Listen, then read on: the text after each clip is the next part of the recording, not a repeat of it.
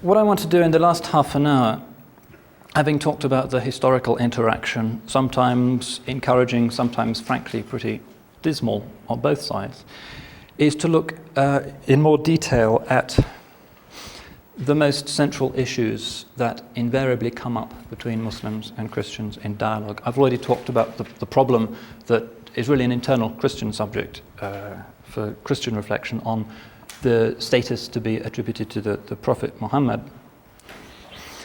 But the other things that invariably come up in these encounters relate to the understanding of God. Islam and Judaism see themselves as upholders of the purely monotheistic Abrahamic conception. Mainstream Christianity has upheld a Trinitarian model of God, which it nonetheless holds to be an essentially monotheistic conception. How have the Muslims understood this? Well, there are going to be a number of difficulties which beset any attempt by Muslims to define the Trinity. Muslims, hopefully with goodwill, should attempt to see the Trinity as an expression, a way of understanding the divine unity. But how can they do this? And one of the problems is that there are different Christian understandings of the Trinity. In fact, one of the key issues, if not the key issue, that divided early Christianity was Trinitarian doctrine.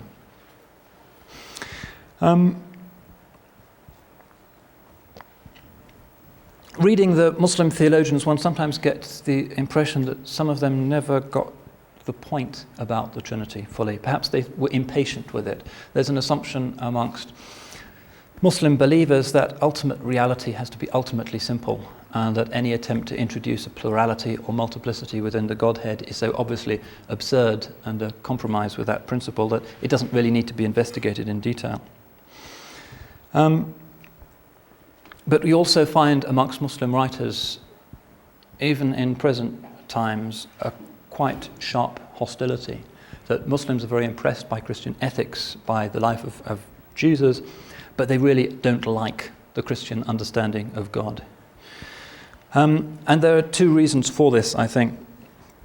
Firstly, the doctrine of Trinity was the most notorious point at issue between Muslims and Christians. It was freighted with very fierce passions. For the pre-modern Muslim mind, the Christian world was always associated with aberrant violence. These savages who lived to the north of the Mediterranean, who were always fighting against each other, and when they came to the Muslim world, always brought crusades, reconquista, and so forth. That was the traditional Muslim stereotype of what Christendom was about.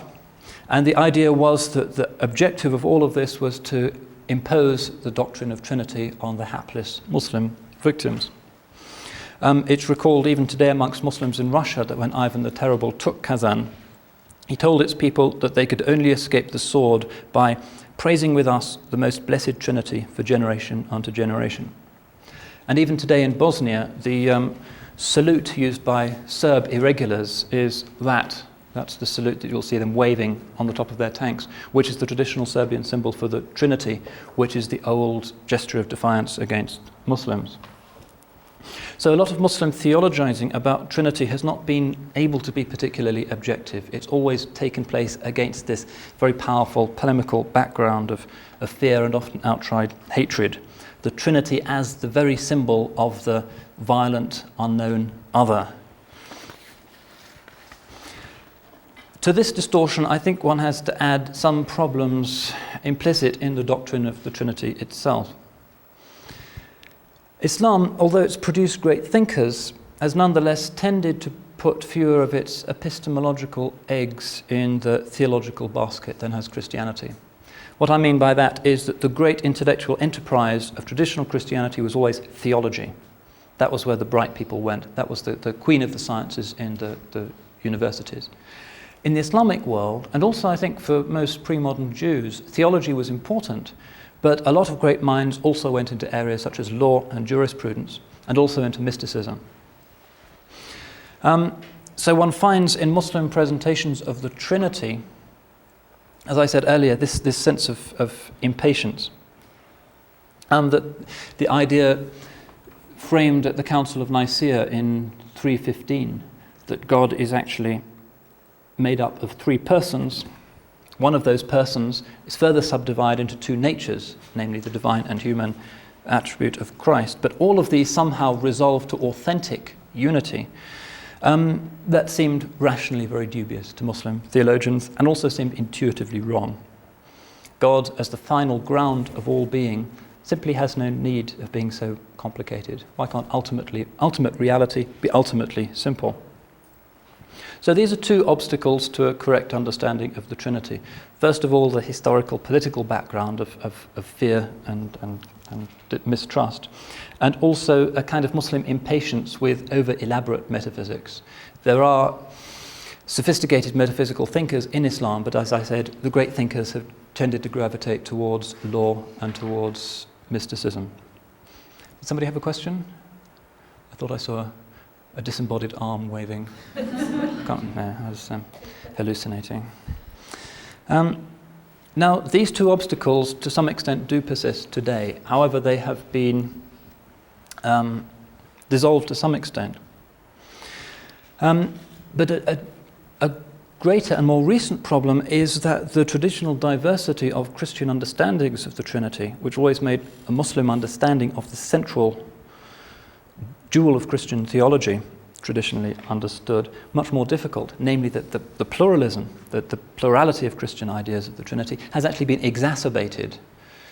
One of the central debates of Christian theology in the past 100 years has been the Trinity itself. Once again, it's in centre stage. And the old Chalcedonian consensus, however fragile, about the Trinity, that was shared more or less by Catholic and Protestant theologians, the Orthodox have their own views which differ somewhat, that has now been lost. And so Muslims, looking at the incredible richness and often brilliance of contemporary Christian theological output, can simply be bewildered. What is now the normative Christian understanding of God?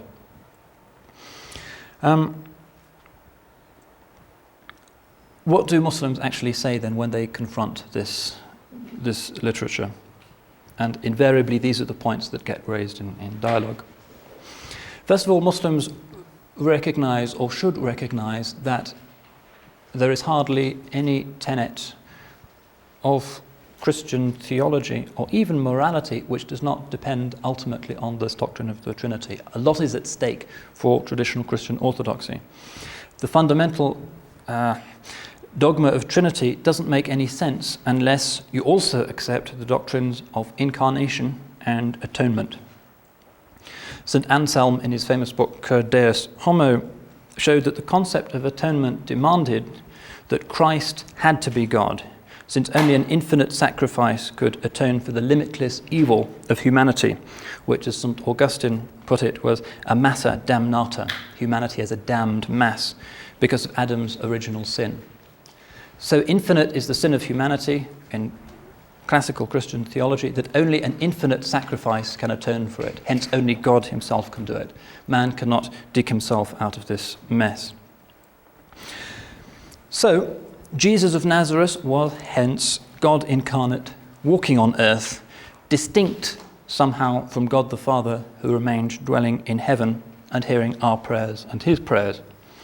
So it became necessary to think of God as at least two in one, who were, at least for a while, existing both in heaven and on earth as distinct entities. So the baby in the Bethlehem cradle is, unbeknown to his onlookers, also directing every detail of the cosmos. In early Christianity, the Logos, the Word, which was the Christ Spirit, believed to be active as a principle, as a divine principle in human life, in due course also became hypostasized as the third person of the Trinity, and hence the Trinitarian doctrine, which was affirmed particularly at Chalcedon in the 5th century.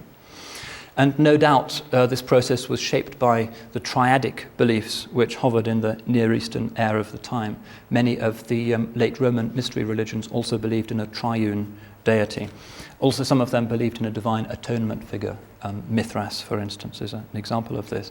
And these are the arguments that Muslims would deploy when looking at the Trinitarian thesis.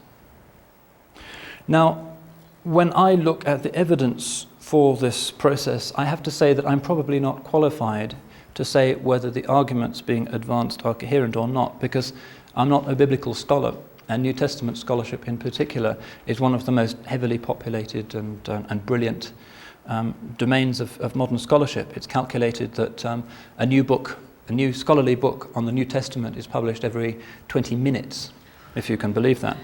And one of my colleagues in Cambridge, the professor of New Testament, complains to me that she simply can't keep up with all of the new, often very brilliant books that are being produced. So if she can't do it, I certainly can't, and I'm not sure how authoritative my pronouncements are going to be.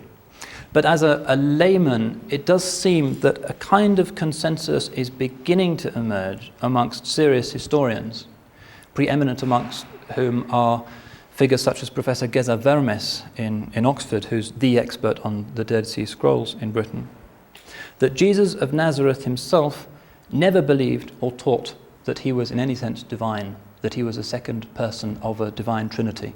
He was a wandering, charismatic rabbi, very much a product of and in harmony with the Galilean tradition of first century Palestinian Judaism.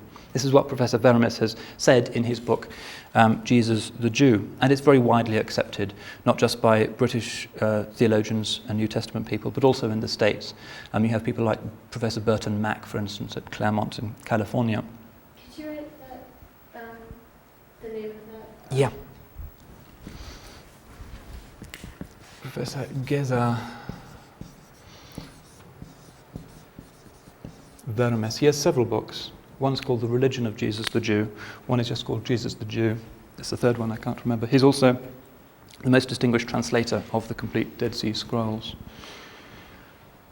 Though Geza Vermes' position is, as I said, that Jesus of Nazareth himself, as historians can make out, simply regarded himself as a prophet in the Jewish tradition, but would certainly never have seen himself as being divine.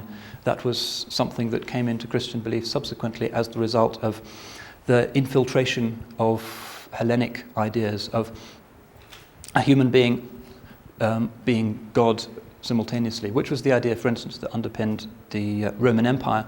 The Roman Emperor was also God, God incarnate, and there are various incarnationist sects that were popping up all the time in the first and second century. And Vermes' thesis, which is, as I say, widely shared, was that Jesus, the monotheistic Jew, was eventually swamped or veiled by the influx of Gentile converts, the paradigm for whom is, of course, Paul, who took him out of his Jewish context and held him up as some kind of quasi-divine saviour figure. So that Jesus himself, if he'd wandered into, say, a great Byzantine basilica and looked up at the mosaic of the Christ Pantocrator over the altar, simply wouldn't have recognized himself there. It was a transformation that took him completely outside the bounds of what he himself imagined himself to be. Vermes in particular has been deriving his views from his studies of the Dead Sea Scrolls, which are our principal source of knowledge for first century Palestinian Judaism. The Nag Hammadi Gospels, the so-called Gnostic Gospels, are also useful. Not that they shed reliable light onto the beliefs of Jesus, but because they illustrate the sectarian ambience of the time. Also archaeological work that has been done that very much strengthens Vermes' thesis. And he also uses the New Testament itself. Burton Mack, who's taken Vermes' views a little bit further, is interesting because Mack holds that Jesus actually had a scripture. And he identifies this with the source that is used by the authors of the Synoptic Gospels, Matthew, Mark, and Luke, referred to by the initial Q. There's so much that is shared by those three writers that for at least 100 years scholars have recognized that those three writers had a common source from which they were borrowing. St. John's Gospel is a different type of document altogether and generally held to be somewhat later. So Burton Mack, in his recent book, The Lost Gospel, actually reconstructs this book that Jesus had and taught from, called Q.